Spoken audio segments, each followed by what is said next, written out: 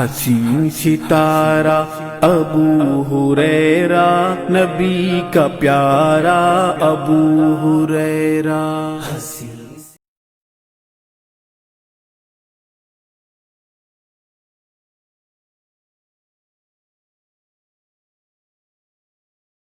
الحمد للہ رب العالمین، الصلاة والسلام علی رسولہ الکریم وعلی آلہ واصحابہ اجمعین، اما بعد فاعوذ باللہ من الشیطان الرجیم، بسم اللہ الرحمن الرحیم۔ قال اللہ تعالی فی القرآن المجید والفرقان الحمید، وإنک لعلی خلق عظیم، رب اشرح لی صدری ویسر لی امری وَاحْلُلْ عُقْدَةً مِّن لِسَانِي يَفْقَهُ قَوْلِي۔ سامعین میں موجود تمام بزرگ، میرے نوجوان ساتھیوں اور پردے میں رہ کر سننے والی اسلامی ماں اور بہنوں اور پیارے بچوں، ہم سب سے پہلے اللہ سبحانہ و تعالیٰ کا شکر بجا لاتے ہیں اور بے شمار درود و سلام ہو نبی اکرم صلی اللہ علیہ وسلم پر کہ جنہوں نے ہمیں جینے کا صحیح و مکمل طریقہ سکھایا۔ آج کی اس محفل میں میری تقریر کا عنوان ہے بد اخلاق شخص کا خطرناک انجام۔ جیسا کہ ہم جانتے ہیں دین اسلام ایک مکمل دین ہے۔ ایسا نہیں ہے کہ اسلام کا تعلق صرف مسجد سے ہے کہ آپ مسجد میں آئے، نماز پڑھے اور جیسا ہی مسجد کے باہر چلے جائے تو ہمارا دین سے کوئی تعلق نہیں ہے۔ جیسا ایک ڈاکٹر ہاسپٹل میں آتا ہے اور جلدی سے اپنا ڈریس پہنتا ہے، جو بھی ڈیوٹی کرتا ہے پھر ڈریس اتارتا ہے اور چلے جاتا ہے۔ مسلمان کا تعلق مسجد سے ایسا نہیں ہے کہ مسجد میں آئے اور نماز پڑھے، اچھے سے یہاں پر پیش آئے، یہاں پر گالی نہیں دے رہے ہیں، یہاں پر سگریٹ نہیں پی رہے ہیں، یہاں پر کوئی بھی غلط کام نہیں کر رہے ہیں، اور جیسا ہی مسجد کے باہر نکلے ایسا سمجھ رہے ہیں کہ گویا اسلام ہمارا ہے ہی نہیں۔ لیکن اسلام کا تعارف یہ ہے کہ اسلام ایک مکمل دین ہے جو ہمیں نہ صرف مسجد میں اللہ کی عبادت کیسا کرنا سکھاتا ہے بلکہ گھر میں کیسا رہنا ہے، محلے میں کیسا رہنا ہے، بستی میں کیسا رہنا ہے، ماں باپ کے ساتھ کیسا رہنا ہے، بچوں کے ساتھ کیسا رہنا ہے، خاندان والوں کے ساتھ کیسا رہنا ہے، کاروبار کیسا کرنا ہے۔ گویا یہ ایک مکمل دین ہے۔ تو ہمیں صرف نماز سے اگر ہم اکتفا کریں گے کہ صلو کما رأیتمونی اصلی، نماز اس طرح پڑھو جس طرح مجھے پڑھتے دیکھے، تو بس نماز پڑھ لیے اور کامیاب ہو جائیں گے، یہ خواب خرگوش ہے۔ بلکہ نبی صلی اللہ علیہ وسلم کے سیرت صرف نماز نہیں بلکہ آپ کے اخلاق کو بھی ہم کو اپنانا ہے۔ اسی طریقے سے بعض لوگ اخلاق اغراض کی بنیاد پہ رکھتے ہیں، کسی غرض کے لیے اپنے اخلاق کو اچھا پیش کرتے ہیں۔ کوئی مقصد ہوتا ہے دنیاوی تو اس کے لیے اپنے جیسا ایک کاروباری آدمی ہے تو اپنے سامان کو بیچنے کے لیے بڑے جی اور آپ سے بات کر رہا ہے، اور ایک اخلاق ہوتے ہیں اللہ کے خاطر اپنے آپ کو اچھا رکھنا۔ تو اسلام کے اندر جو اخلاق مطلوب ہے وہ اللہ تعالیٰ کے خاطر اپنے اخلاق کو اچھا کرنا ہے، نہ کہ کوئی سامان کو بیچنے کے لیے یا کسی دنیاوی غرض سے۔ اسی طریقے سے اخلاق شخصیت کا ایک حصہ ہے۔ جس طرح ہمارا لباس ہمارے جسم سے چمٹا ہوا ہے، اسی طریقے سے اخلاق بھی ہم سے چمٹے ہوئے ہیں، یہ ہر بار نظر آتے ہیں۔ نماز ہم دن میں 5 مرتبہ پڑھتے ہیں لیکن ہمارے اخلاق 24 گھنٹے ہمارے ساتھ ہے۔ بار بار ہمارا اظہار ہو رہا ہے کہ ہم کیسی شخصیت ہے۔ اسی طریقے سے آج دنیا چیزیں جمع کرنے میں لگی ہوئی ہے۔ کوئی گھر بنا رہا ہے، کوئی گاڑی لے رہا ہے، کوئی فون لے رہا ہے، کوئی دنیا کے اپنے کاروبار میں اضافے کی کوشش کر رہا ہے۔ اپنے دنیا کی چیزوں کو بہتر بنانے کی پوری کوشش اور پوری محنت ہے، جبکہ اپنے آپ کو بہتر بنانے، اپنے اخلاق کو سدھارنے، اپنے آپ کو سنوارنے کی فکر نہیں۔ جو چیز آپ کو لے کر جانا ہے اللہ کے پاس خبر میں، اس چیز کی پرواہ نہیں ہے، اور جو چیزیں چھوڑ کر جانا ہے اس پر بڑا فخر ہے، اس پر بڑی محنت ہے، اس پر پوری قوت اور توانائی خرچ ہو رہی ہے۔ لوگ اکثر آپ دیکھے ہوں گے کہ بھائی میرا گھر کیسا ہے، ماشاءاللہ اتنی محنت سے بنایا، سامان کی تعریف چاہتا ہے، بھائی آپ کا گھر بہت اچھا ہے، لیکن سوال یہ ہے کہ آپ بھی اچھے ہیں؟ بھائی ماشاءاللہ بہترین فون لے رہا ہوں، بہترین گاڑی ہے، آپ کی گاڑی بھی اچھی ہے، آپ کا فون بھی اچھا ہے، سوال یہ ہے کہ آپ بھی اچھے ہیں؟ تو یہاں پر سامان کو جمع کرنے کے لیے جو ہم کوششوں میں لگے ہوئے ہیں، سب سے زیادہ عقل مند شخص وہ ہے جو اپنے آپ پر محنت کرے، جو اپنے آپ کو بہتر بنائے، یہ سب سے بڑی عقل مندی ہے۔ اسی طریقے سے بعض لوگ نبی صلی اللہ علیہ وسلم نے دین کی خدمت کی، صحابہ نے بھی دین کی خدمت کی، اور قیامت تک اللہ کے نبی نے جس طرح اس دین کی خدمت کی، کوئی انسان اس طرح دین کی خدمت کر ہی نہیں سکتا۔ آپ نے دین کی خدمت بھی کی لیکن آپ کے اخلاق بھی اچھے تھے۔ صحابہ نے بھی دین کی خدمت کی، صحابہ کے بھی اخلاق اچھے تھے، اور صحابہ کی طرح بھی قیامت تک کوئی شخص دین کی خدمت نہیں کر سکتا۔ تو آج ہم دین کا کام کر رہے ہیں لیکن ہم سمجھ رہے ہیں کہ یہ عمل سے میں جنت میں چلے جاؤں گا۔ نہیں، صحابہ یہ عمل کرتے تھے لیکن ان کے اخلاق بھی اچھے تھے۔ تو اعمال پر مطمئن ہونا یہ منافق کی نشانی ہے کہ ہم مسجد بنا رہے ہیں، ہم مدرسہ بنا رہے ہیں، ہم دعوت کا کام کر رہے ہیں، ہم کیا کر رہے ہیں، جو بھی کسی کو تعلیم دے رہے ہیں، تدریس کا کام کر رہے ہیں، میں لیکچرر ہوں، میں ایسا ہوں، میں وہ ہوں، آپ سب ہیں، آپ بہت اچھا کام کر رہے ہیں۔ اللہ کے رسول نے بھی کیا تھا، صحابہ نے بھی کیا تھا، لیکن ساتھ ساتھ ان کے اخلاق بھی اچھے تھے۔ تو بعض اعمال پر مطمئن ہو جانا یہ اچھی چیز نہیں ہے، بلکہ ہر لمحے اپنے آپ کو اچھا کرنا، اپنے آپ کو کریکٹ کرنا، یہ مومن کی نشانی ہے۔ اسی طریقے سے آپ دیکھے ہوں گے کہ معاشرے میں جو بگاڑ ہم کو نظر آتا ہے، قتل و غارت گری، اسی طریقے سے فحاشی، اور اسی طریقے سے آپ دیکھیں گے کہ نوجوانوں کی بیرا روی، ان سب کا کہیں نہ کہیں سبب بد اخلاقی ہے۔ ماں باپ نے اخلاق کی تعلیم نہیں دی، جس کی وجہ سے آج ان کو اس کی سزائیں مل رہی ہے، آج ذلت اٹھانا پڑ رہا ہے۔ اور اسی طریقے سے شیخ البانی رحمہ اللہ کا ایک قول یہاں پر آپ کو سنانا چاہوں گا۔ وہ کہتے ہیں کہ میں ہمیشہ یہ سمجھتا تھا کہ امت کا بگاڑ عقیدے کے بگاڑ کی وجہ سے ہے، لیکن بعد میں یہ بات مجھ پر ظاہر ہوئی کہ صرف عقیدے کے بگاڑ کی وجہ سے امت کا بگاڑ نہیں ہے، بلکہ اخلاق کے بگاڑ کی وجہ سے امت کا بگاڑ ہے۔ اخلاق بھی خراب ہے اور عقیدہ بھی خراب ہے، یعنی عقیدہ بھی اچھا کرنا ہے اور ساتھ ساتھ اخلاق بھی اچھے کرنا ہے۔ اگر آپ سورہ والاثر پڑھیں گے، الا الذین آمنوا وعملوا الصالحات کہا گیا، جو ایمان لائے اور نیک عمل کرے۔ نیک عمل میں اخلاق شامل ہے، تو ایمان بھی اچھا کرنا ہے، ساتھ ساتھ عقیدہ بھی اچھا کرنا ہے۔ یہ تمہیدی باتوں کے بعد میں اپنے اصل عنوان کی طرف آتا ہوں، اس کی اہمیت کو بتانے کے بعد کہ اخلاق کی تعریف کیا ہے، اخلاق کا ڈیفینیشن کیا ہے۔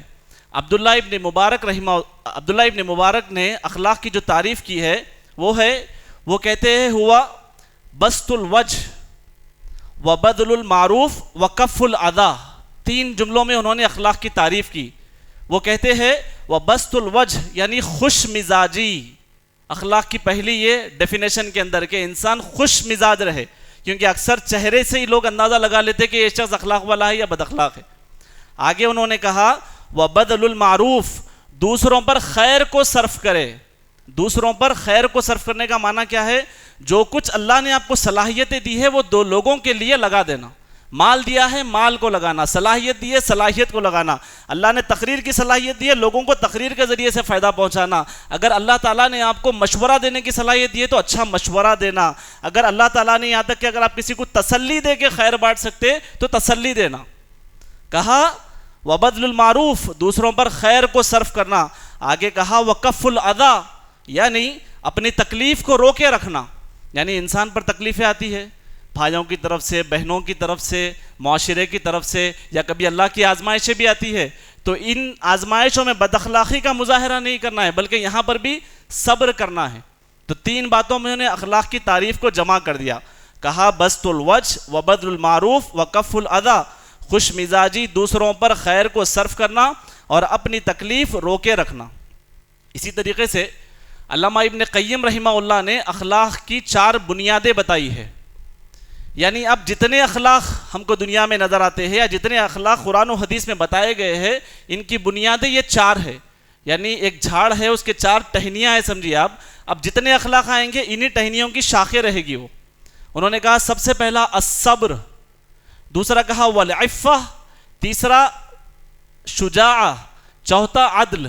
یہ 4 چیزیں ہیں، یہ اخلاق کی بنیادیں ہیں۔ بولے اس کے بغیر اخلاق ٹک ہی نہیں سکتے۔ سب سے پہلا اس کا مطلب کیا ہے کہ یہ 4 چیزیں ہمارے اندر رہنا چاہیے۔ اس کا معنی یہ ہے، پہلا صبر، دوسرا اچھا میں بولتے جانو خالی صبر، دوسرا عفت، تیسرا شجاعت، چوتھا عدل۔ کیا معنی ہے کہ صبر ایک ایسی صفت ہے جس کے ذریعے سے انسان کئی بد اخلاقیوں سے بچ سکتا ہے. اگر ایک انسان کے پاس صبر کی صفت آ گئی، گالی گلوچ سے بچ گیا، بڑے بڑے نقصانات سے بچ جائے گا. اور آگے کہا گیا عفت یعنی اپنے آپ کو پاک رکھنا. کس سے؟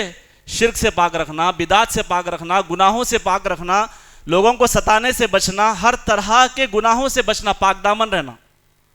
آگے کہا گیا شجاع، بہادری. جو شخص بہادر نہیں ہوتا نا، وہ شخص لوگوں کے ساتھ خیر بھی نہیں بانٹ سکتا، وہ لوگوں کے کام میں بھی نہیں آتا کیونکہ اس کے پاس ہمت ہی نہیں ہے. تو کہا گیا شجاع. آگے کہا عدل، یعنی ہمیشہ انصاف سے کام لینا.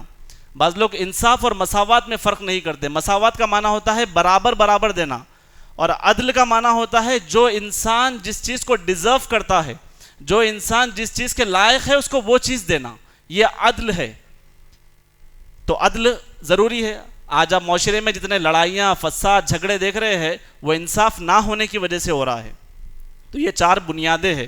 پھر سے ایک بار دوہرا دیتا ہوں، علامہ ابن قیم نے کہا کہ اخلاق کی 4 بنیادیں ہیں: الصبر والعفہ والشجاع والعدل. اس کے بعد اخلاق کے اقسام کیا ہے؟ اگر ان کو تقسیم کیا، علماء کرام نے سمجھانے کے لیے اخلاق کو بانٹا. اقسام کے اعتبار سے اخلاق کی 4 قسمیں ہیں. اگر اس کو تقسیم کریں گے تو اس کی 4 اقسام ہیں. جیسے کہ تعلق کے اعتبار سے، یعنی میرا کس کس سے تعلق ہے، اب میرا کس کس سے ریلیشن ہے، ریلیشن شپ کے اعتبار سے، تعلق کے اعتبار سے اخلاق کی 4 قسمیں ہیں. بولے سب سے پہلا انسان اور خالق کے درمیان اخلاق، یعنی ادب مع اللہ تبارک و تعالی، اللہ سے ادب، اللہ سے اخلاق. میرا تعلق کس سے ہے؟ سب سے پہلے میں اللہ کا بندہ ہوں، تو میرے اخلاق اللہ کے ساتھ کیسے ہے؟ لوگ اکثر یہ سمجھتے ہیں کہ اخلاق کا معنی خالی بس معاشرے کے اندر اور لوگوں سے اس کا تعلق ہے. نہیں، بلکہ اخلاق کی پہلی قسم یہ ہے کہ ہمارا تعلق اللہ کے ساتھ کیسا ہے. دوسرا کہا ایک انسان کا دوسرے انسان کے ساتھ تعلق. اب اللہ سے میرا تعلق ہوا تو اس کے اخلاق، اور اب میرے ساتھ تمام انسانوں کے جو حقوق جڑے ہوئے، حقوق العباد، ماں باپ کے حقوق، بچوں کے حقوق، دوستوں کے، پڑوسیوں کے، اسی طریقے سے عورتوں کے، جو کچھ میرے سے کنیکٹڈ ہے، ان سب کے ساتھ اخلاق. اس کو دوسرے حصے میں بانٹا. اور یہ دوسرے انسانوں کے حقوق میں، انسانوں کے ساتھ ادب کرنے میں سب سے پہلا ادب آتا ہے ادب رسول صلی اللہ علیہ وسلم، نبی صلی اللہ علیہ وسلم کا ادب. سب سے زیادہ ادب کے حقدار اور اخلاق کے حقدار کون ہیں اس کائنات میں، انسانوں میں؟ نبی اکرم صلی اللہ علیہ وسلم.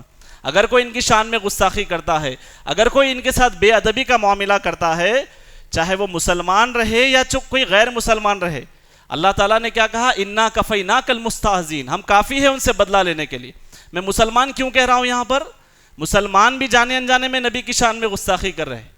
نبی کی حدیثوں پر اپنے مولویوں کے فتووں کو رکھ کر حدیث کو بازو رکھ دینا، یہ نبی کی شان میں گستاخی ہے، اور یہ گستاخی ہو رہی ہے. تو اخلاق میں دوسرا ہے انسان کا دوسرے انسانوں کے ساتھ اخلاق، اور تیسرا اخلاق ہے انسان کے اخلاق اپنے خود کے ساتھ. یعنی انسان کو صرف اچھے اخلاق لوگوں کے ساتھ نہیں رکھنا ہے، اپنے ساتھ بھی اس کو اچھے اخلاق سے پیش آنا ہے. جیسے کوئی شخص اگر گناہ کر رہا ہے، گالی بک رہا ہے، گالی بکنے کے بعد وہ ذلیل ہو جائے گا، اس کا مطلب اس نے کس کو ذلیل کیا؟ اپنے آپ کو ذلیل کیا. یعنی سیلف ریسپیکٹ ہی نہیں ہے اس کے پاس، وہ اپنے آپ کا ادب نہیں کر رہا، اپنے آپ کی عزت ہی نہیں ہے اس کے پاس. جہاں جا رہا ہے ذلیل ہو رہا ہے، جہاں جا رہا ہے رسوا ہو رہا ہے. تو تیسرا اخلاق کی قسم یہ ہے کہ اپنے آپ کے ساتھ اخلاق کا مظاہرہ کرے.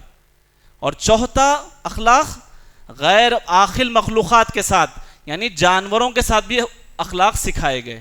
4 ہے، پھر سے دوہرا دیتا ہوں، اخلاق کے 4 اقسام ہیں. سب سے پہلا اللہ کے ساتھ اخلاق. اللہ کے ساتھ اخلاق کا معنی کیا ہے؟ اللہ کے ساتھ اخلاق کا معنی یہ ہے کہ اللہ کے ادب میں انسان سب سے پہلے شرک سے دور ہو جائے.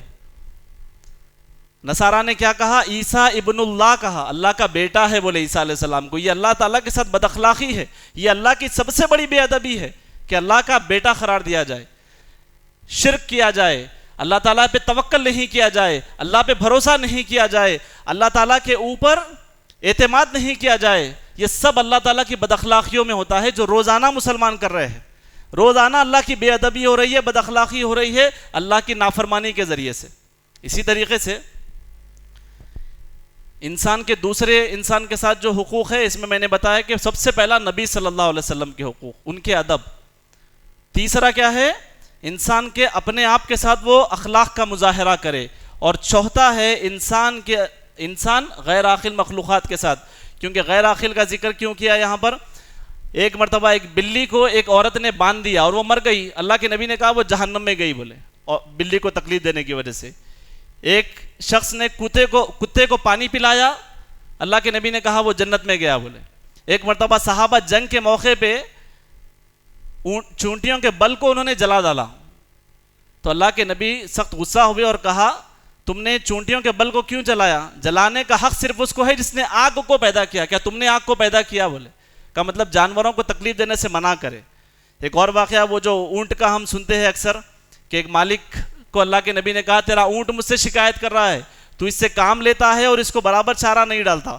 اس کا مطلب جو اینیمل رائٹس کی آرگنائزیشن سے جو کام کر رہی ہے جانوروں کے اوپر، ان سب کو نبی صلی اللہ علیہ وسلم کا شکر گزار ہونا چاہیے، کیونکہ 1440 سال پہلے بتا دیے کہ جانوروں کے بھی حقوق ہے. جانوروں کا سلوک، جانوروں کے حقوق سکھائے گئے، لیکن آج مسلمانوں کے حقوق اور ان کے ساتھ بھی سلوک ہمارا صحیح نہیں.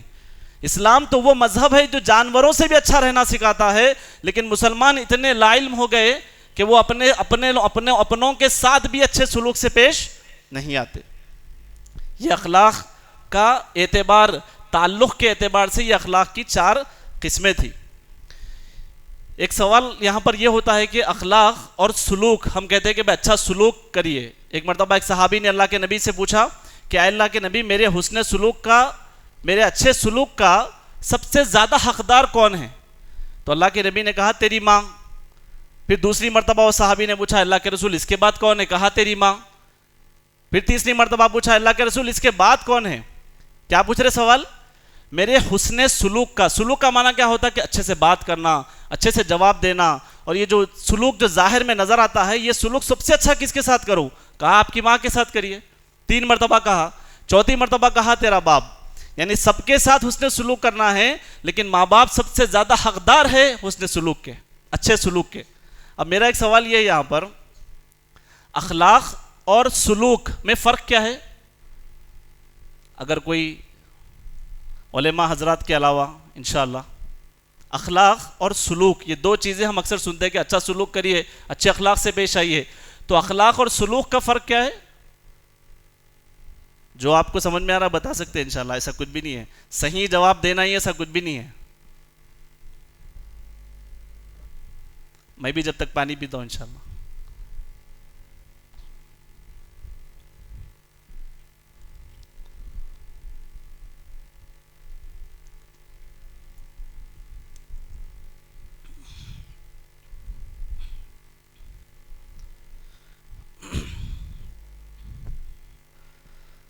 اگر کوئی صحیح جواب دیے تو کچھ انعام بھی دیں گے سوچ لیا تھا، لیکن اب میں ہی جواب دے کے اپنے آپ کو انشاءاللہ انعام میں ہی رکھ لیتا ہوں. تو اخلاق کا جو ہے، اخلاق کا تعلق دل سے ہے. یہ ظاہری چیز نہیں ہے، یہ باطنی چیز ہے. اخلاق کو دیکھ نہیں سکتے، اخلاق کو چھو نہیں سکتے. اخلاق وہ چیز ہے جو نظر نہیں آتے، اس کا تعلق باطن سے ہے. کہاں سے؟ باطن سے ہے. اور سلوک کا تعلق کس سے ہے؟ ظاہری سے ہے. انسان کا سلوک ظاہر ہو جاتا، اس کے اخلاق ظاہر نہیں ہوتے. مثال کے طور پہ کوئی شخص آپ سے ملا اور کہا بھائی السلام علیکم. وعلیکم السلام. بھائی کیسے ہے؟ خیریت سے ہوں. کیسا چل رہا ہے؟ بالکل اچھے سے ڈسکشن ہو رہا ہے، لیکن بعد میں پتہ چل رہا ہے کہ وہ اس شخص کے تعلق سے اس کے دل میں بغض ہے، کینہ ہے، کپٹ ہے، حسد ہے، جلن ہے. اس کا مطلب سلوک تو بہت اچھا تھا، اس کا مطلب یہ شخص اخلاق والا نہیں ہے. اس کا سلوک اچھا ہے لیکن یہ اخلاق سے محروم ہے، کیونکہ اس کا دل صاف نہیں ہے. تو دلوں میں جو گندگیاں رہ جاتی ہے نا، اس کو کہا جاتا ہے امراض القلوب. یہ دلوں کی بیماریاں ہیں. جس شخص کے بھی دل میں دل کی بیماری ہے، اس کے پاس اس شخص کے اخلاق اچھے نہیں ہے. کبھی ایسا ہوتا ہے کہ کوئی شخص ظاہری سلوک پہ سخت نظر آتا ہے. مثال کے طور پہ بھائی پانی چاہیے، لائیے پانی لا کے دیجئے. دکھنے میں ایسا دکھ رہا کہ بڑا سخت وہ ہے، لیکن اس کا دل صاف ہے. تو ہم سلوک کے ذریعے سے اخلاق کا پتہ نہیں کر سکتے. اخلاق باطنی چیز ہے اور سلوک ظاہری چیز ہے. تو دونوں بھی اچھے رہنا ضروری ہے. ظاہری سلوک بھی لوگوں کے ساتھ اچھا رہے، اور صرف ظاہری نہیں بلکہ باطن اچھا رہے اصل. اور اسلام نے جو مطلوب ہے وہ باطن ہے کہ آپ دل کو صاف رکھیے, ہمیشہ دل کو ہمیشہ پاک رکھیے. حسد سے, بغض سے, چغل خوری سے. انسان غیبتیں, چغلی سب کیوں کرتا ہے؟ اس کے دل میں عداوت ہے کسی کے تعلق سے. ظاہر میں تو بھائی السلام علیکم, اچھا رہ رہا, اچھا دکھ رہا, یہ اخلاق کی علامت نہیں ہے. یہ اخلاق اور سلوک کا فرق ہے. اللہ تعالیٰ ہمارے اخلاق کو بھی بہتر بنائے اور اللہ سبحانہ و تعالیٰ ہمارے سلوک کو بھی اچھا بنائے. ان باتوں کے بعد اخلاق کی کچھ فضیلتیں ہیں, وہ سنا کر میں انشاءاللہ اپنی بات کو آگے بڑھاؤں گا. اخلاق کی فضیلتیں بہت ساری ہے.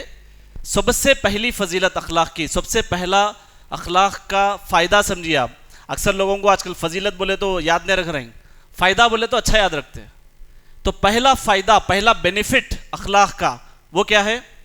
الاخلاق الحسنہ من اسباب دخول الجنہ. سبحان اللہ.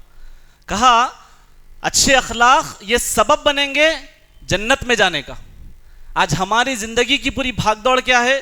جب ہم مر جائے تو اللہ تعالیٰ ہمارے لیے خیر کا معاملہ کرے, اللہ تعالیٰ ہماری مغفرت کرے, اللہ ہمیں جنت میں داخلہ دے. یہی ہماری کوشش ہے. سب سے پہلا فائدہ دیکھیے آپ اخلاق کا, وہ یہ ہے کہ اچھے اخلاق یہ ذریعہ بنیں گے, سبب بنیں گے جنت میں جانے کا. بعض لوگ سمجھتے ہیں کہ نماز پڑھنے سے ہی جنت میں جائیں گے, روزے رکھنے سے ہی جنت میں جائیں گے, زکوٰۃ دینے سے ہی جنت میں جائیں گے. تو ایسا نہیں ہے. ان سب کے ساتھ اچھے اخلاق بھی ایک سبب بنے گا جنت میں جانے کا انسان کے.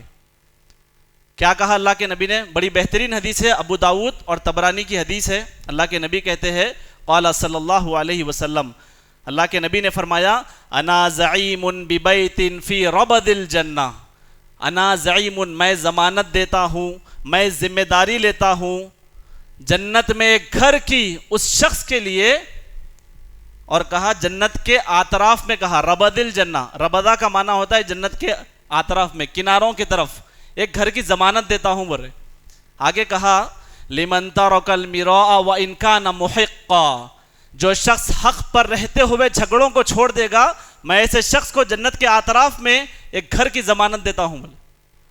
آج اپن گھر بھی لیے, زمین بھی لیے تو اکثر دیکھتے کہاں پر ہے, 2 روڈ کا ہے نہیں ہے, کمرشیل ہے نہیں ہے.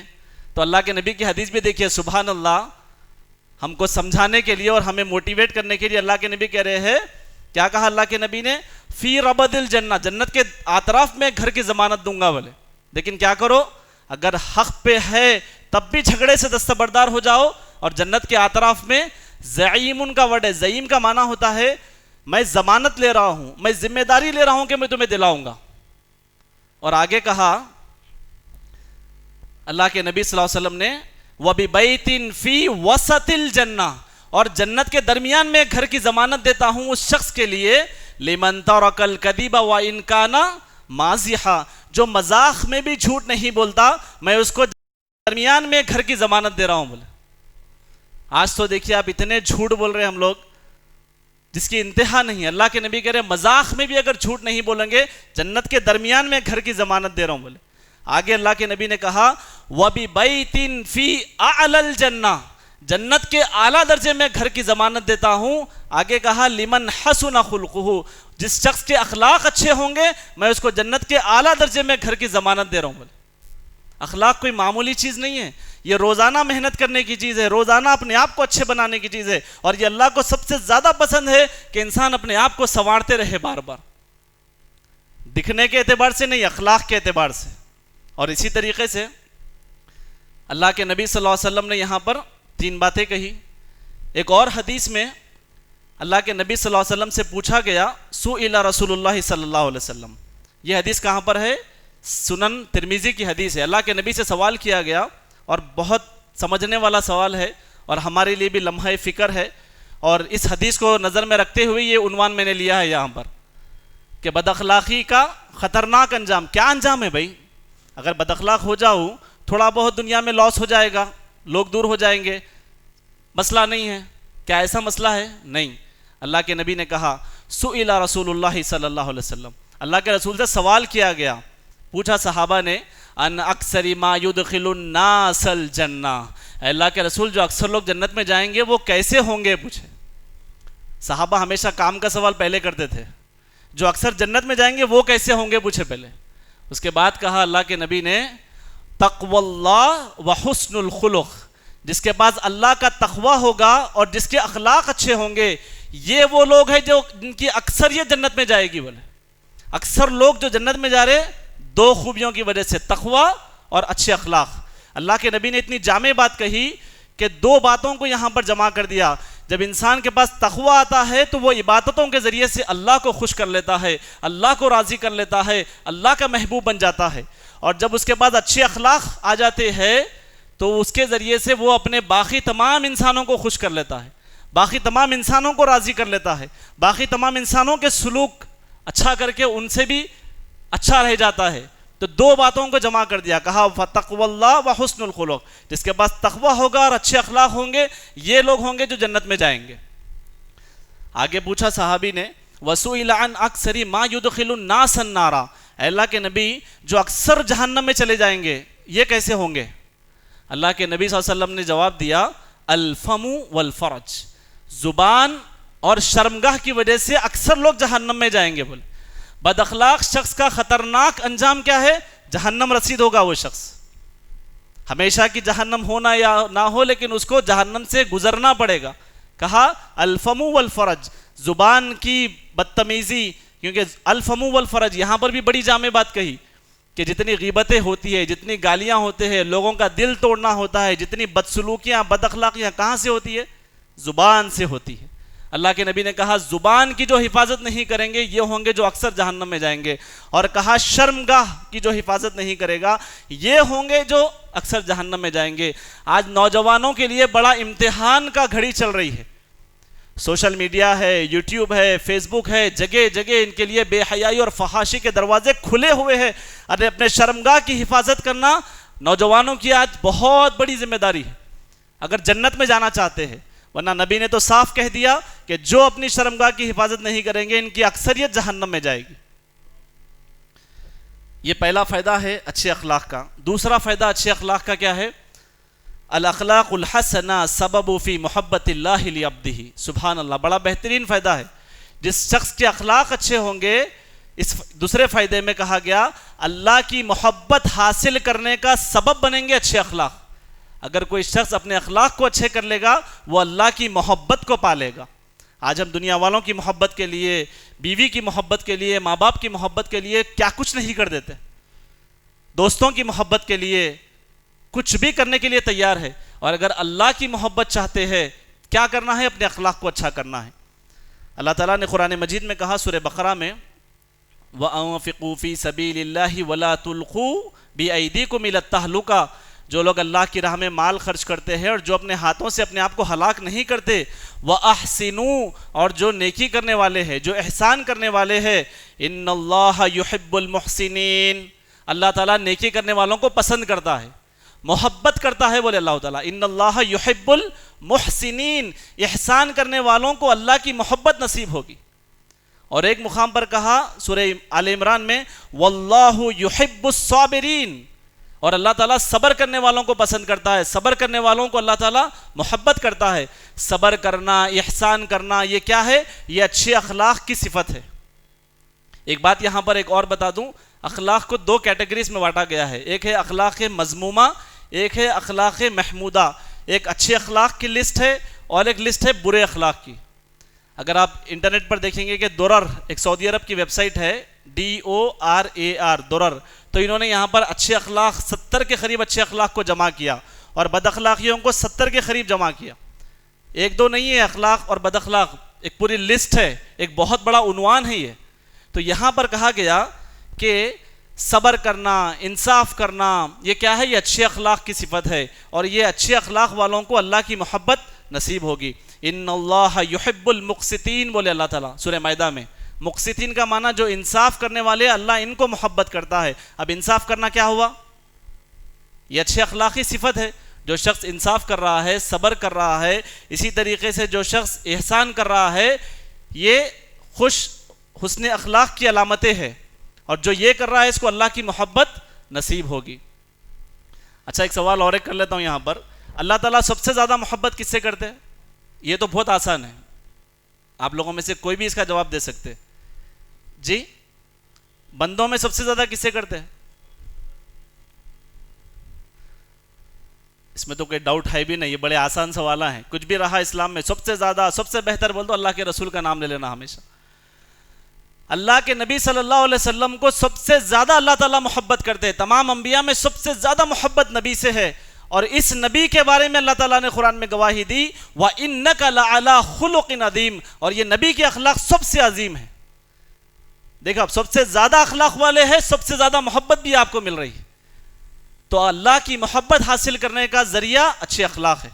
اسی طریقے سے ایک اور فائدہ، نہ صرف اللہ کی محبت بلکہ الاخلاق الحسنہ من اسباب محبت رسول اللہ صلی اللہ علیہ وسلم، اچھے اخلاق نبی کی محبت حاصل کرنے کا بھی سبب بنیں گے. اگر کوئی چاہتا ہے کہ نبی کی محبت ملے، اگر کوئی چاہتا ہے کہ میں نبی کے سامنے اچھا محبوب رہوں، کوئی چاہتا ہے کہ میں نبی کے سب سے زیادہ قریب رہوں قیامت کے دن، ایسے شخص کو چاہیے کہ وہ اخلاق کو اچھے کرے. کیا کہا اللہ کے نبی نے؟ اِنَّ مِنْ أَحَبِّكُمْ إِلَيَّ وَأَقْرَبِكُمْ مِنِّي مَجْلِسًا يَوْمَ الْقِيَامَةِ، قیامت کے دن مجھ سے سب سے زیادہ قریب اور میرا سب سے زیادہ محبوب وہ شخص ہوگا، آگے کہا أَحَاسِنُكُمْ أَخْلَاقًا، جس شخص کے اخلاق اچھے ہوں گے قیامت میں وہ مجھ سے سب سے زیادہ قریب ہوگا. بولے قیامت کی حالانکہ ہم کو معلوم ہے کہ وہاں پر اولاد ماں باپ کو دیکھ کر بھاگ جائے گی، ماں باپ اولاد کو دیکھ کر بھاگ جائیں گے، ہر کوئی نفسہ نفسی کا عالم رہے گا. ایسے عالم میں نبی صلی اللہ علیہ وسلم کہہ رہے ہیں کہ مجھ سے سب سے زیادہ قریب ہوگا وہ شخص جس کے اخلاق اچھے ہوں گے، میرا سب سے زیادہ محبوب ہوگا وہ شخص جس کے اخلاق اچھے ہوں گے. یہ نبی کی محبت حاصل کرنے کا سبب بنیں گے اچھے اخلاق. یہ تیسرا فائدہ ہے. میں تھوڑا مختصر بھی جا رہا ہوں تاکہ میرا عنوان مکمل ہو. چوتھا اچھے اخلاق کا فائدہ کیا ہے؟ اللہ کے نبی صلی اللہ علیہ وسلم نے کہا اچھے اخلاق کا فائدہ یہ ہے کہ قیامت میں جو میزان تولا جائے گا نیکیوں اور برائیوں کا پلڑا، اس میں اچھے اخلاق سب سے زیادہ وزنی ہوں گے. کیا کہا اللہ کے نبی نے؟ ما من شیء اثقل فی المیزان من حسن الخلق، اچھے اخلاق سے زیادہ وزنی میزان میں کوئی عمل نہیں ہوگا، یعنی سب سے زیادہ وزنی میزان میں اچھے اخلاق ہوں گے. آج ہم اعمال کو جمع کر رہے ہیں تاکہ ہمارا میزان کا پلڑا بھاری ہو، نیکی کرتے جا رہے ایک کے بعد ایک. کیا کہا یہاں پر؟ اسمارٹ ورک بتا دی اللہ کے نبی، تھوڑا اخلاق کو بھی اچھے کر لو تاکہ تمہارا میزان کا پلڑا زیادہ وزنی ہو جائے. بولے یہ اخلاق کا چوتھا فائدہ ہے. پانچواں فائدہ کیا ہے؟ الاخلاق الحسنہ من اسباب رفعت الدرجات. اگر کوئی چاہتا ہے کہ اللہ کے پاس بڑے مقام حاصل کرے، بڑے درجات حاصل کرے، دنیا میں بڑے پوزیشنز حاصل کرے، ایسے شخص کو چاہیے کہ وہ اخلاق کو اچھا بنائے. اللہ کے نبی نے کیا کہا؟ ان المؤمن یدرک بحسن الخلق درجات قائم اللیل وصائم النہار. جس شخص کے اخلاق اچھے ہوں گے اس شخص کو روزانہ رات میں قیام کرنا اور روزانہ نفل روزے رکھنے کا درجہ ملے گا. بولے آپ جانتے ہیں روزانہ اگر ہم میں سے کوئی روزے رکھنا شروع کر دے نفل اور روزانہ قیام کرنا شروع کر دے، اس کی حالت کیا ہو جائے گی؟ ایک مرتبہ ایک صحابی آ کے بولے اللہ کے نبی میں روز روزے رہوں گا. بولے اور بولے کہ میں روز نفل روزے رہوں گا اور ساتھ میں روزانہ قیام کروں گا. بولے اللہ کے نبی ان کو منع کر دیے، بولے نہیں، تیرے اوپر تیری اپنی جان کا بھی حق ہے.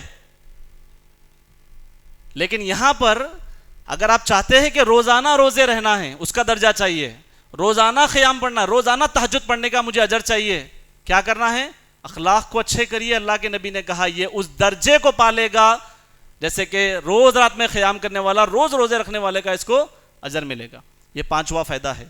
اور سب سے آخری چھٹواں فائدہ کیا ہے اچھے اخلاق کا؟ الاخلاق الحسنہ علامت علی کمال الایمان. بڑا بہترین فائدہ ہے. جس شخص کے اخلاق اچھے ہوں گے یہ اس کے کامل ایمان کی علامت ہے. سبحان اللہ. اگر آپ کسی شخص کو دیکھ رہے ہیں کہ اس کے اخلاق خراب ہے، اس کا مطلب اس کا ایمان کامل نہیں ہے. لیکن آپ کسی کو دیکھ رہے ہیں کہ بڑا بہترین اخلاق والا ہے، تو یہ نشانی کیا بتا رہی ہے؟ کہ وہ کامل ایمان والا ہے. سبحان اللہ. کیا کہا اللہ کے نبی نے؟ اکمل المؤمنین ایمانا احسنہم خلقا. تم میں ایمان والوں میں، مسلمانوں میں کامل ایمان والا وہ ہے جس کے اخلاق اچھے ہیں. خیارکم لنسائہم. اور تم میں سب سے بہتر وہ ہے جو عورتوں کے ساتھ اچھا ہے. بول انسان کی کیفیت ہے، کیونکہ مرد کو خوام بنا ہے نا، تو انہیں ہمیشہ عورت پہ حاوی ہونے کی کوشش کرتا، پورے بد اخلاقیاں وہیں دکھاتا. تو حدیث میں یہ بھی جوڑ دیے. کیا بولے اللہ کے نبی؟ آگے کہا وَخِيَارُكُمْ خِيَارُكُمْ لِنِسَائِهِمْ. جو عورتوں کے ساتھ اچھا ہے وہ سب سے اچھا ہے. بولے اور شروعات میں کہا کامل ایمان والا، کامل ایمان کی علامت ہے یہ اخلاق کا اچھا ہونا. تو ان باتوں کو ہمیں یاد رکھنا چاہیے. ہمیں اخلاق کو بہتر بنانا چاہیے۔ سب سے پہلا فائدہ کیا ہے اخلاق کا؟ سب سے پہلا فائدہ ہے جنت میں داخلے کا سبب بنیں گے اچھے اخلاق۔ دوسرا فائدہ ہے اللہ کی محبت حاصل کرنے کا سبب بنیں گے اچھے اخلاق۔ تیسرا فائدہ، تیسری فضیلت ہے نبی اکرم صلی اللہ علیہ وسلم کی محبت اور آپ کی رفاقت حاصل کرنے کا سبب بنیں گے اچھے اخلاق۔ اور چوتھا فائدہ ہے قیامت میں میزان میں اس کا پلڑا وزنی ہوگا۔ اور پانچواں فائدہ ہے رفعتی درجات، دنیا میں بھی اور آخرت میں بھی ایسے شخص کو بلند درجات نصیب ہوں گے۔ اور چھٹواں فائدہ ہے اچھے اخلاق کا، وہ ایک کامل ایمان کی علامت ہے۔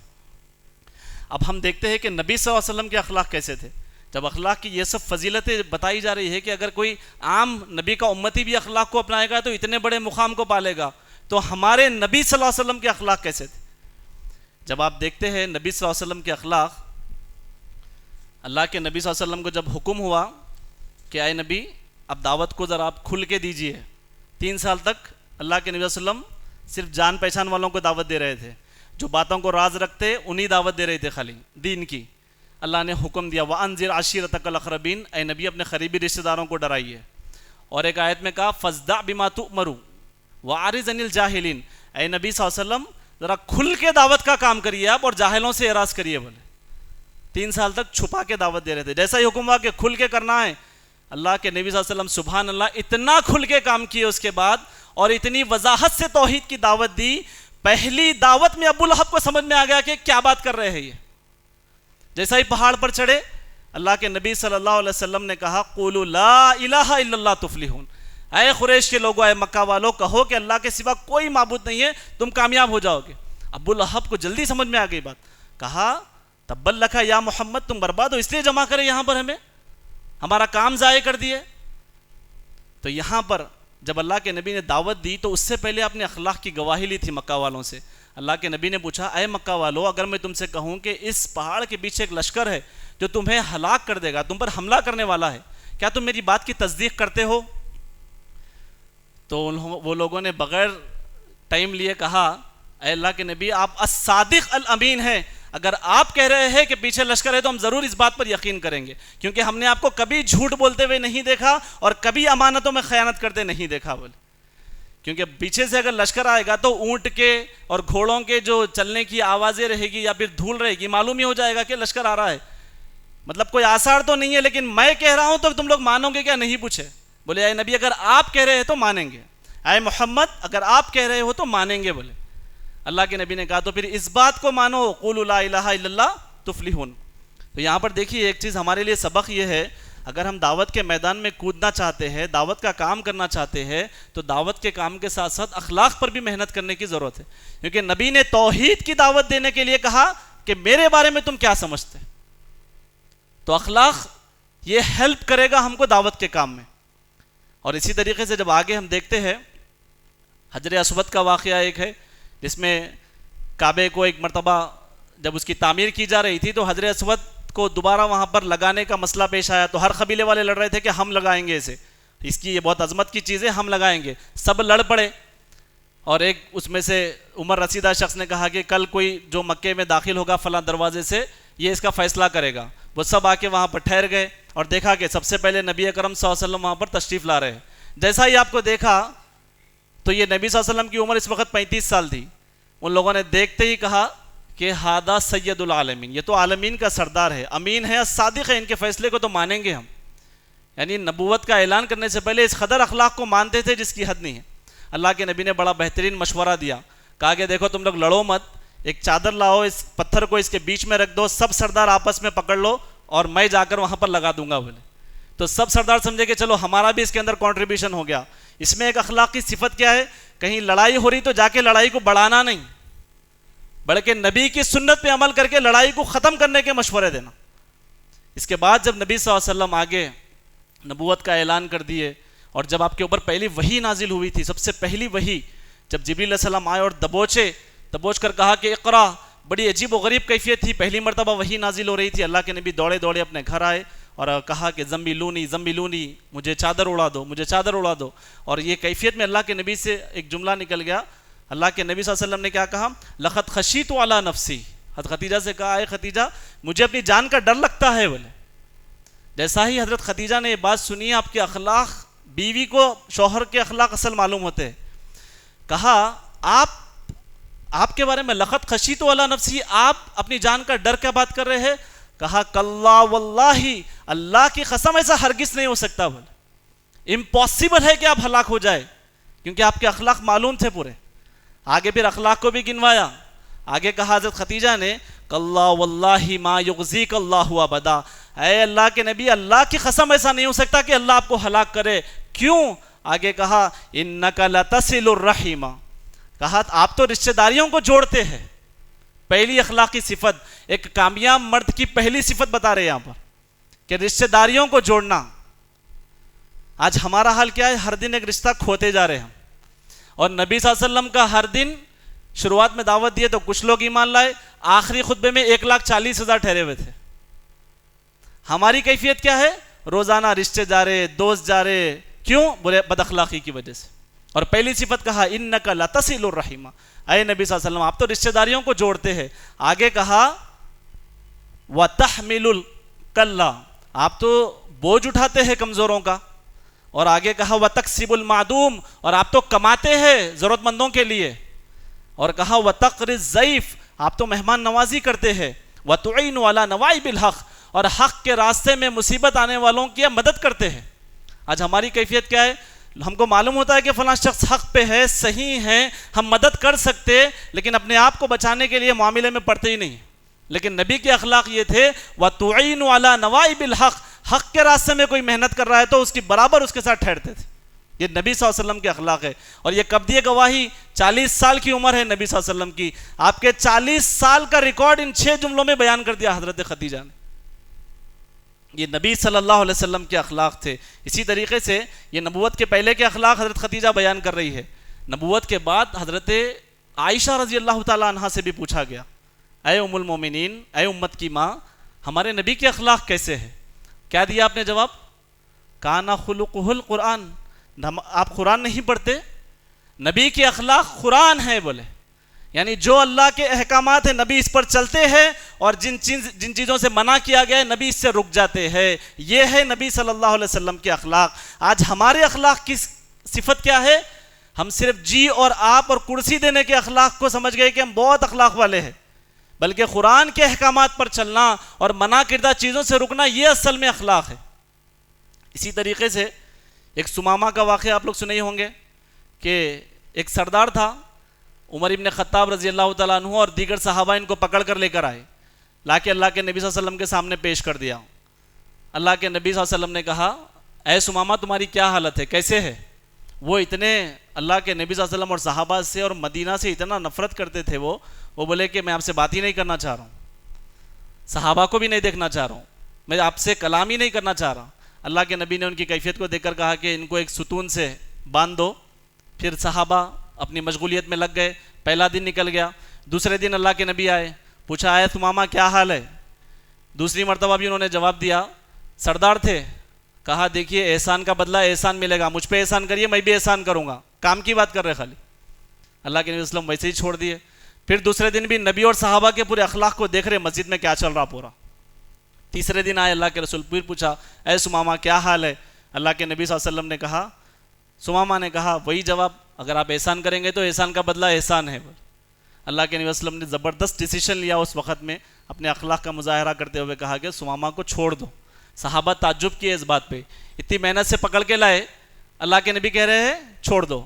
اللہ کے نبی صلی اللہ علیہ وسلم نے جیسے ہی چھوڑا سمامہ کو، اس کے بعد وہ خود پلٹ کر آ گئے، جہاں پر چھوڑ دیا گیا تھا انہیں وہاں سے وہ خود پلٹ کر آئے، اور آ کر کہا اے اللہ کے نبی صلی اللہ علیہ وسلم اپنا ہاتھ آگے بڑھائیے اور مجھے کلمہ پڑھائیے۔ انہوں نے کلمہ پڑھا لا الہ الا اللہ محمد رسول اللہ، اور کہا اے سمامہ کیا ہوا، کیوں آ گئے؟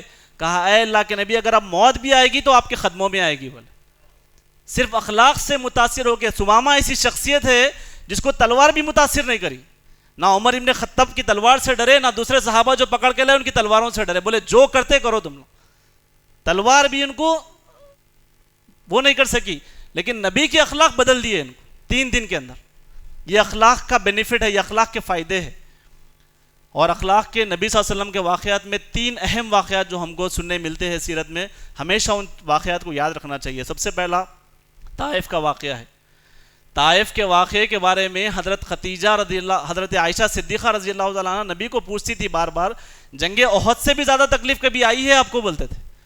تو اللہ کے نبی صلی اللہ علیہ وسلم کہتے تھے کہ اے عائشہ، طائف میں اس سے زیادہ ستایا گیا. بولتے تھے کیا کیا گیا طائف میں؟ جب اللہ کے نبی صلی اللہ علیہ وسلم نے دیکھا کہ ابو طالب کا انتقال ہو گیا، خدیجہ رضی اللہ تعالیٰ عنہ کا انتقال ہو گیا، تو وہ طائف چلے گئے. مکہ والے بہت ستا رہے، وہاں سے کچھ ریسپانس آئے گا، لوگ میری بات کو مانیں گے. چاہے جیسا ہی وہاں پر گئے تو وہاں کے سرداروں نے اور برا سلوک کیا، نوجوانوں کو اللہ کے نبی کے پیچھے لگا دیا، پتھرے نبی صلی اللہ علیہ وسلم کے چہرے پہ مارتے تو خون رستے ہوئے جوتوں میں جم جاتا. یہ منظر کو دیکھ کر اللہ تعالیٰ نے ملک الجبال کو بھیج دیا.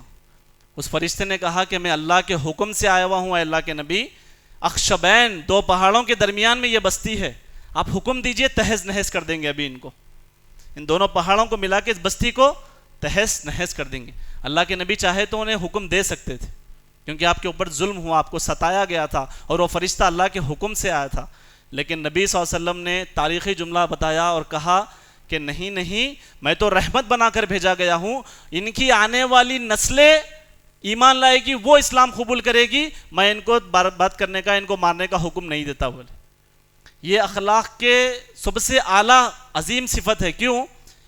یعنی جس سے پتھرے کھانے کو میری، جس سے گالیاں کھانے کو میری، اس کو معاف کر دینا اور اس کا فائدہ دیکھنا، آخرت کا فائدہ دیکھنا اس کا، یہ بہت بڑے اخلاق کی علامت ہے.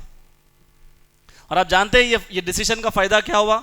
بعد میں طفیل بن عمرو الدوسی جب اسلام لائے، دوس قبیلے کے، یہ طائف کے ہی رہنے والے تھے، اور اسی طریقے سے ابو ہریرہ رضی اللہ تعالیٰ عنہ بھی قبیلے دوس سے تعلق رکھتے ہیں، یہ بھی دوس قبیلے کے تھے. ایک مرتبہ طفیل بن عمرو الدوسی بھی آ گئے، کہا اللہ کے نبی میرے قبیلے کو خوب جا کے سمجھا رہا ہوں، دعوت دے رہا ہوں، نہیں مان رہے بات کو، آپ ان کے لیے بد دعا کر دیجئے. بولے کہا ٹھیک ہے طفیل بن عمر، ٹھہریے ان کے لیے میں دعا کرتا ہوں. بولے تو سیدھا اللہم بولے، پہلے بولتے طفیل بن عمر الدوسی سوچے کہ چلیے اب اللہ کے نبی برباد، اب ان کے لیے دعا ہو رہی، اب جانے والا ہے میرا قبیلہ پورا دوس. اللہ کے نبی نے کہا اس کے بعد دعا میں ان کے لیے ہدایت کی دعا کر دی، اور کہا طفیل بن عمرو الدوس کو کہ میں رحمت بنا کے بھیجا گیا ہوں، ان کی ہدایت کے لیے اللہ کے نبی نے دعا کی. بعد میں کیا ہوا جانتے ہیں؟ اب اس قبیلے سے ابو ہریرہ ایمان لائے. اگر اللہ کے نبی بربادی کا اور ان کو تباہ کرنے کے لیے بد دعا کر دیتے تو یہ امت ابو ہریرہ سے محروم ہو جاتی، جس نے حدیثوں کے لیے اتنی خدمت کی. اسی طریقے سے فتح جنگ احد کا واقعہ، اللہ کے نبی صلی اللہ علیہ وسلم نے جنگ احد میں جب دیکھا کہ جنگ احد اس قدر خطرناک جنگ تھی کہ اللہ کے نبی کے دندان مبارک شہید ہو گئے، اور اسی طریقے سے کئی صحابہ، عظیم صحابہ اس کے اندر شہید ہو گئے. حمزہ رضی اللہ تعالیٰ عنہ کی شہادت اسی جنگ میں ہوئی، جس کو اللہ کے نبی نے کہا تھا شہادت کے بعد سید الشہداء، میرے چچا شہیدوں کے سردار ہے. بولے مصعب بن عمیر جس کو نبی کا ہم شکل سمجھا جاتا تھا، اتنے پیسے والے صحابی تھے، ایمان لانے سے پہلے ان کی کیفیت یہ تھی کہ جس گلی سے گزر جاتے تو کتنے کی وقت کے بعد میں لوگوں کو معلوم ہوتا تھا کہ ارے یہاں سے مصعب گزرے ہیں کیونکہ خوشبو آ رہی ہے. اتنے پیسے والے. ان کی شروعات ایسے ہوئی ایمان لانے کے لیے، پیسے والے ریچسٹ تھے، لیکن دین کے لیے سب کچھ قربان کر دیے. جنگ احد میں مصعب بن عمیر کو کپڑا بھی نہیں ملا. صحابہ میں اور ہم میں ایک بنیادی فرق کیا ہے جانتے ہیں آپ؟ ہماری کیفیات کا فرق بتا رہا ہوں آپ کو. ابو بکر صدیق پیسے والے تھے، عثمان غنی پیسے والے تھے، اسی طریقے سے مصعب بن عمیر بہت پیسے والے تھے. یہ اپنا پورا پیسہ، اپنا پورا سب کچھ لٹا دیے دین کو بچانے کے لیے. اور آج مسلمانوں کی کیفیت یہ ہے کہ دنیا کے لیے اپنے دین کو مٹانے تیار ہے. یہ کیفیت ہے صحابہ کے سلوک دین کے ساتھ، ان کی کیفیت اور ہماری کیفیت. ہم سب کچھ قربان کر دینے تیار ہے. بےہودگی، جہالت، جو کرنا ہے کریں گے، چھوڑ دیں گے دین کو. اور صحابہ کے بعد وہ سب کچھ تھا، پہلے سے پیسہ تھا، نام تھا، قبیلہ تھا، عزت تھی، سب تھا. جیسا اسلام قبول کرے مصعب بن عمیر کی والدہ نے سب لے لیا. اسی طریقے سے جنگ احد میں جب یہ سب اللہ کے نبی کے سر سے خون بہ رہا ہے، ہونٹوں سے خون بہ رہا ہے، یہاں تک کہ آپ کا دانت شہید ہو گیا، یہ سب کیفیات میں اللہ کے نبی صلی اللہ علیہ وسلم میدان کے بیچ میں جا کے دعا کرتے ہیں. دشمنوں کے لیے دعا کرتے ہیں، دوستوں کے لیے، اپنوں کے لیے دعا کرنا تو بہت آسان ہے. جس سے جو جنگ میں مار رہے ہیں، تکلیف دے رہے ہیں، ان کے لیے بیچ میں آ کے دعا کر رہے ہیں. اللہم اغفر لی قومی انہم لا یعلمون، اے اللہ میری قوم کو معاف کر دے، یہ میرے بارے میں جانتی نہیں ہے. اللہ اکبر. آپ کوئی جنگ میں دیکھے, دنیا میں اتنی جنگ ہوئی, کوئی اپنے اپوزیشن کے لیے رحم کا برتاؤ کرے؟ یہ اخلاق صرف نبی کی زندگی میں ہے. اس جنگ میں ایک اور صحابی تھے, انس بن نضر. اس صحابی کا جب اللہ کے نبی صلی اللہ علیہ وسلم نے دیکھا کہ انس بن نضر نظر نہیں آ رہے ہیں, دکھ نہیں رہے ہیں, تو اللہ کے نبی نے زید بن ثابت کو بھیجا کہ ذرا جا کر دیکھو کہ انس کہاں پر ہے. جب دیکھا تو شہداء کی نعشوں کے بیچ میں ان کی نعش پڑی ہوئی تھی اور زندہ تھے. انس بن نضر کی زندگی کا آخری جملہ کیا ہے جانتے آپ؟ اللہ کے نبی صلی اللہ علیہ وسلم نے جب کہا زید رضی اللہ تعالیٰ عنہ کو کہ دیکھو وہ کہاں ہیں, جا کر دیکھا اور کہا اے انس, اللہ کے رسول آپ کو پوچھ رہے ہیں. تو ان کی زندگی کا آخری جملہ یہ تھا کہ اے زید, اگر ہم زندہ رہ جائے اور ہمارے زندگی کی رمق باقی رہے اور ہمارے رہتے ہوئے اگر ہمارے نبی صلی اللہ علیہ وسلم کو کچھ ہو گیا تو ہم اللہ کے پاس کوئی عذر پیش نہیں کر سکتے. بولے آخری جملہ ہے, اب مر رہے ہیں لیکن فکر یہ کہ نبی کیسے ہے پہلے وہ جا کے دیکھو. آپ میری کیفیت لینے کو آ گئے, لیکن اگر نبی کو کچھ ہو گیا اور ہم زندہ رہ گئے تو ہم اللہ کو کوئی جواب نہیں دے سکتے. یہ زندگی کا آخری جملہ تھا. اس کے بعد ان کا انتقال ہو گیا, شہید ہو گئے. اس کے بعد ان کی نعش کو اس قدر مسمار کر دیا تھا دشمنان اسلام نے کہ چہرے سے پہچان بھی نہیں سک رہے تھے کہ کس کی نعش ہے. ان کی بہن انگلیوں کے پوروں سے پہچان کے بولی کہ یہ میرے بھائی انس بن نضر کی نعش ہے. جنگ احد اتنی خطرناک, لیکن اللہ کے نبی دشمنوں کو بھی معاف کر دی. آج ہمارے اخلاق کا لیول کیا ہے دیکھیے آپ, ہم پڑوسی کو معاف کرنے تیار نہیں, ہم دوستوں کو معاف کرنے تیار نہیں. اللہ کے نبی صلی اللہ علیہ وسلم نے 3 مرتبہ قسم کھا کر کہا تھا واللہ لا یؤمن واللہ لا یؤمن واللہ لا یؤمن. اللہ کی قسم وہ مومن نہیں ہے. بولے اللہ کی قسم وہ مومن نہیں ہے, اللہ کی قسم وہ مومن نہیں ہے. صحابہ فکر میں آگے پوچھے قیل من یا رسول اللہ, اللہ کے رسول کس کے بارے میں کہہ رہے کہ کون مومن نہیں ہے؟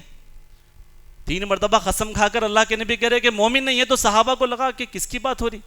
کہا قیل من یا رسول اللہ, کون ہے اللہ کے رسول؟ وہ اللہ کے نبی نے کہا جس کی ایذا رسانی سے, جس کی تکلیف سے اس کا پڑوسی محفوظ نہیں ہے, اللہ کی قسم وہ مومن ہی نہیں ہے. بولے آج ہمارے بستیوں کا حال دیکھیے کیا ہے, پڑوسیوں کو تکلیف دینے میں صبح شام ہو رہی ہے. 3 مرتبہ قسم کھا کے بولے کہ اللہ کی قسم مومن ہی نہیں ہے. بولے یہ نبی صلی اللہ علیہ وسلم کے اخلاق تھے.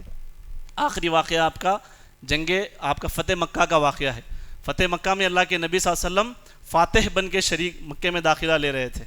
پورا ایک واقعہ ہے, آپ لوگ کسی اور موقع پہ جو ہے ان واقعات کو سنتے رہتے ہیں. میں اس میں سے ایک سبق بتا رہا ہوں خالی, کہ جب مکے میں داخلہ لے رہے 10,000 صحابہ کے لشکر کے ساتھ جب آپ داخلہ لے رہے ہیں تو اس وقت کیفیت کیا ہے اللہ کے نبی صلی اللہ علیہ وسلم کی, کہ اپنا تواضع کا یہ ہے کہ آپ کا سر جھکا ہوا ہے, داڑھی اونٹ کے کجاوے کو لگی ہوئی ہے اور بالکل نیچے نظر رکھ کے مکے میں داخلہ لے رہے ہیں. صحابہ پوچھ رہے ہیں اللہ کے رسول آج آپ کا چہرہ نیچے کیوں ہے؟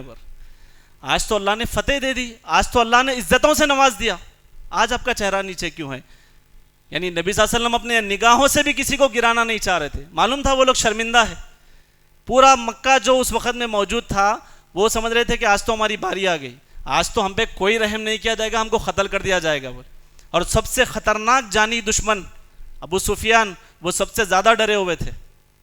اور جیسا ہی داخلہ لیے اللہ کے نبی, حضرت عباس نے کہا کہ میں نے ابو سفیان کو امان دی. اللہ کے نبی نے کہا تم نے امان دی, ہم نے بھی ان کو امان دے دی. ابو سفیان پریشان ہو گئے کہ ارے مجھے امان مل گئی. اور نہ کہا کہ ابو سفیان کو یہ امان نہیں, ابو سفیان کے گھر میں جو پناہ لے گا اس کی بھی امان ہے. بولے جانی دشمن کو معاف کر دیے. صحابہ کو جو ان کو تکلیفیں دی گئی تھی مکہ کے دور میں سب کچھ یاد تھا کہ ہم کو کیسا ستایا گیا, کیسا نکالا گیا. اللہ کے رسول کو مکہ عزیز تھا, مکے سے نکلنا پڑا اللہ کے رسول کو, تکلیفیں دیے یہ لوگ, بہت ستائے, سب کچھ یاد تھا. ایک صحابی تھے سعد رضی اللہ تعالیٰ عنہ, وہ نعرہ لگا دیے, بولے الیوم یوم الملحمہ. بولے ننگی تروالوں کے ساتھ اندر جاتے ہوئے کہا الیوم یوم الملحمہ, آج تو گوشت اڑانے کا دن ہے. بولے اور آگے کہا سعد رضی اللہ تعالیٰ عنہ نے الیوم تستحل الحرمہ, آج کعبے کی حرمت حلال کر دی گئی ہے. بولے جیسے ہی اللہ کے رسول کے کان میں یہ رکعت پڑی, اللہ کے نبی نے کہا سعد تو نے غلط کہا, الیوم یوم المرحمہ, آج ہے اصل معاف کرنے کا دن. بولے یعنی پوری طاقت ہونے کے بعد, سب کچھ تکلیفیں سہنے کے بعد بھی بول رہے کہ معاف کر دو, چھوڑ دو ان کو. یہ اخلاق کی سب سے اعلیٰ مثالیں ہیں نبی صلی اللہ علیہ وسلم کی. آج ہمارے اخلاق بہت خطرناک ہے ہمارے اخلاق کا اگر ہم نمونہ. اب نبی کے واقعات یہ ہے، اب اگر ہمارے واقعات نکالتے بیٹھے تو چلیے بھائی ذرا میرے بھی واقعات نکالیے کہ میرے کیا کیا ہے اچھے واقعات، میں کتنے لوگوں کو معاف کر دیا، میں کتنے لوگوں کے جو ہے حق سے دستبردار ہو گیا، میں صبر کتنے وقت کرا. ذرا میرے بھی واقعات کی ایک لسٹ بنا لیتا ہوں، شاید ہی کوئی ایک واقعہ مل جائے. یہ ہمارا ہے. اب نبی کے واقعات سناتے بیٹھ گئے تو ختم ہی نہیں ہوں گے. ان باتوں کے ساتھ ایک آخری بات وہ یہ کہ چند بری خصلتیں جو بد اخلاقی میں شمار ہوتی ہے، جس کو پسند نہیں کیا گیا، ان خصلتوں سے رکنے کے لیے کہا گیا، ان خصلتوں سے دور رہنے کے لیے کہا گیا، ان خصلتوں کو اچھا نہیں سمجھا گیا ہے شریعت میں. ان خصلتوں کا ذکر کرتے ہوئے میں اپنی بات کو ختم کروں گا. سب سے پہلا، بار بار غصے میں آ جانا. یہ اخلاق نہیں ہے، یہ بد اخلاقی کی صفت ہے. لوگ سمجھتے کہ تھوڑا کام تو نکل جا رہا، کام تو آپ کا نکل رہا، لیکن اللہ کی نظر میں آپ بد اخلاق شمار ہو رہے. جتنی فضیلتیں ابھی بتایا ان سب سے محروم ہو رہے. ایک صحابی آئے، بولے اللہ کے رسول اوصنی، کوئی نصیحت کریے میرے لیے. اللہ کے نبی بولے لا تغضب، آپ غصہ مت کرو، یہی آپ کے لیے نصیحت ہے. پھر بار بار پوچھتے گئے اوصنی میرے لیے کوئی نصیحت کریے.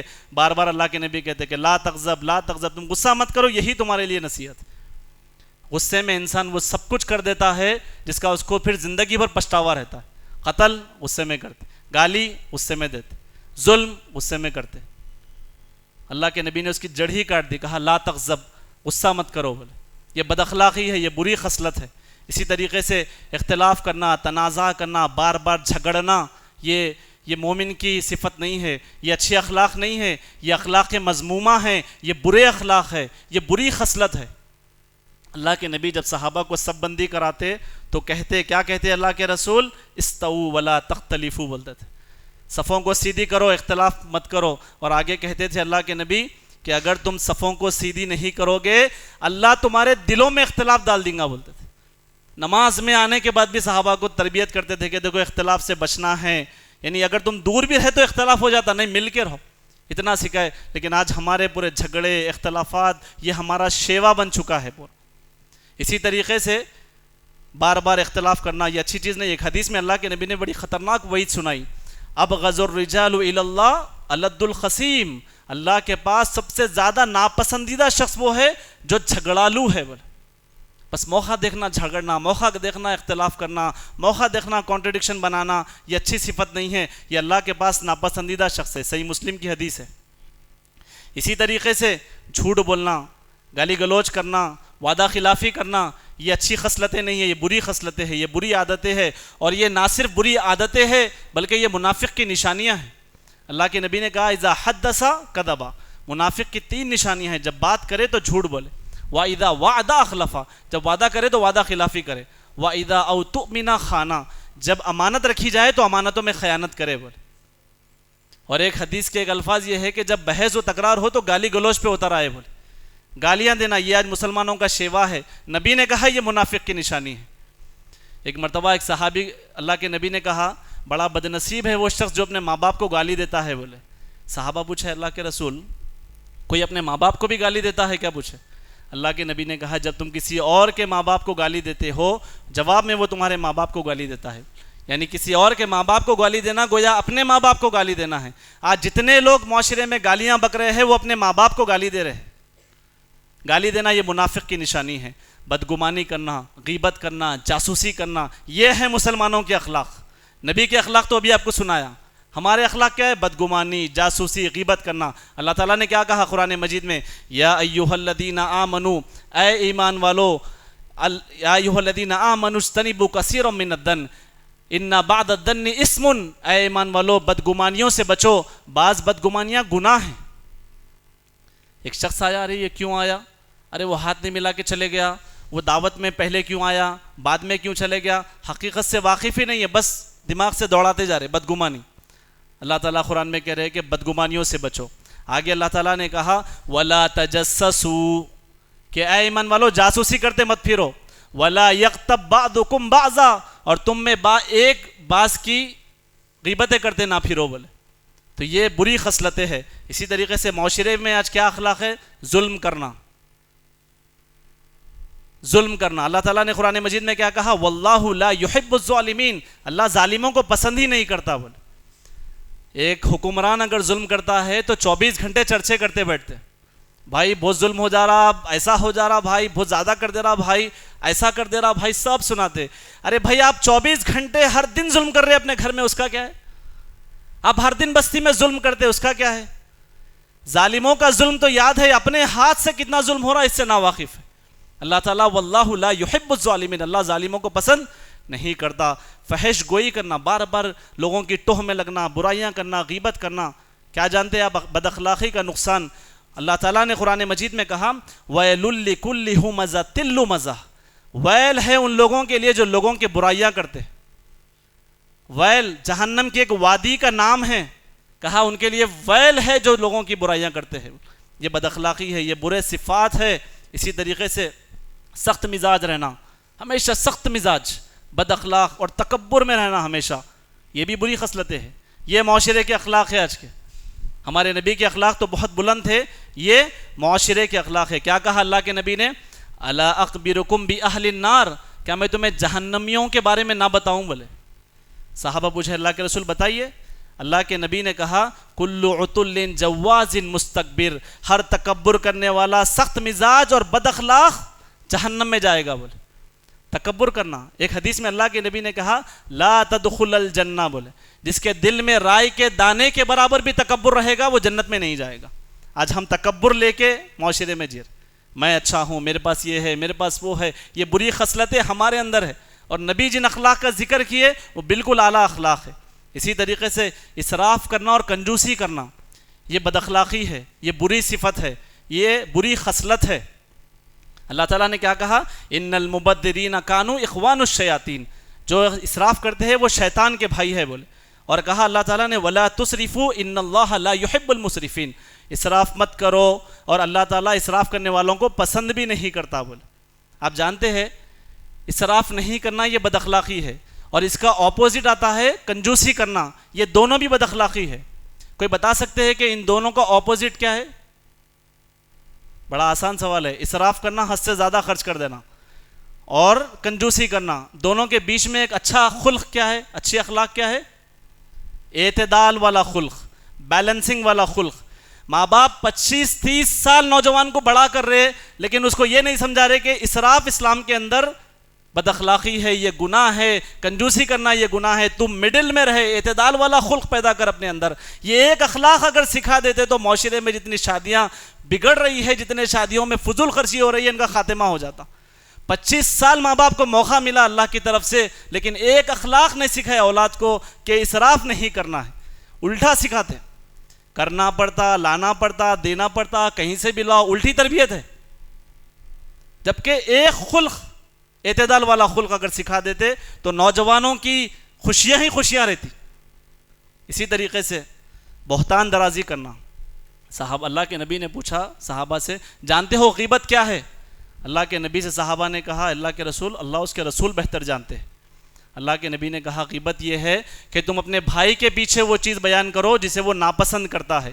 اللہ کے نبی نے کہا اگر اس کے اندر وہ برائی ہے، اللہ کے نبی اگر موجود ہے تو برائی کیا ہے؟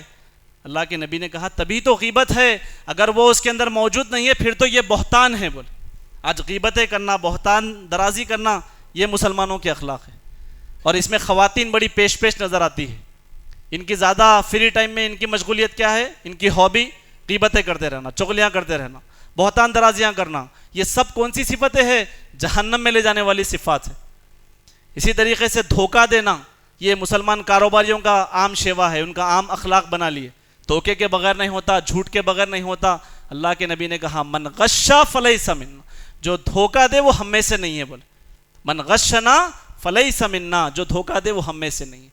اسی طریقے سے پڑوسیوں کے حقوق تو آپ کو بتا دیا میں، حسد کرنا، لوگوں کے بیچ میں گپ شپ کرنا، کسی کا راز کو فاش کر دینا، اسی طریقے سے حسد اور طنز مارنا بار بار، یہ خواتین میں زیادہ رہتا۔ موقع ملتے ہی طنز، موقع ملتے ہی طنز۔ ارے یہ زبان کی گندگیاں ہیں جو تمہیں جہنم میں لے کے چلے جائیں گی۔ اسی طریقے سے ناشکری کرنا، اللہ کی نعمتوں کی ناشکری اور انسانوں کی بھی ناشکری کرنا، یہ اخلاق مسلمانوں کے ہیں۔ اسی طریقے سے انتقام، بدلہ لینے کی آگ میں جینا، یہ تمام بری خصلتیں ہیں، یہ تمام تر بری عادتیں ہیں۔ اللہ تعالی ہمیں ان تمام بری عادتوں سے اللہ تعالی ہمیں بچائے اور اللہ سبحانہ و تعالیٰ جب تک ہمیں رکھے زندہ، اسلام اور ایمان پر زندہ رکھے، اللہ تعالیٰ ہمارے اخلاق کو عمدہ بنائے، اللہ تعالیٰ ہمارے اخلاق کو بہتر بنائے۔ ایک شاعر نے کہا تھا، علامہ اقبال نے، اخلاق کے اوپر ایک شعر ان کا، علامہ اقبال کہتے ہیں حسن اخلاق سے نور مجسم ہو جا، اچھے اخلاق سے نور مجسم ہو جا۔ نور مجسم کا معنی کیا ہے کہ اپنے جسم کو اتنا منور کر لے اچھے اخلاق سے، حسن اخلاق سے نور مجسم ہو جا، ابلیس بھی تجھے دیکھے تو مسلمان ہو جائے۔ تعبیر یہ ہے شعر کی کہ ابلیس کی خصلت رکھنے والے شیطانی جتنے لوگ ہیں دنیا میں، اگر یہ بھی تجھے دیکھے تو کلمہ پڑھ لے۔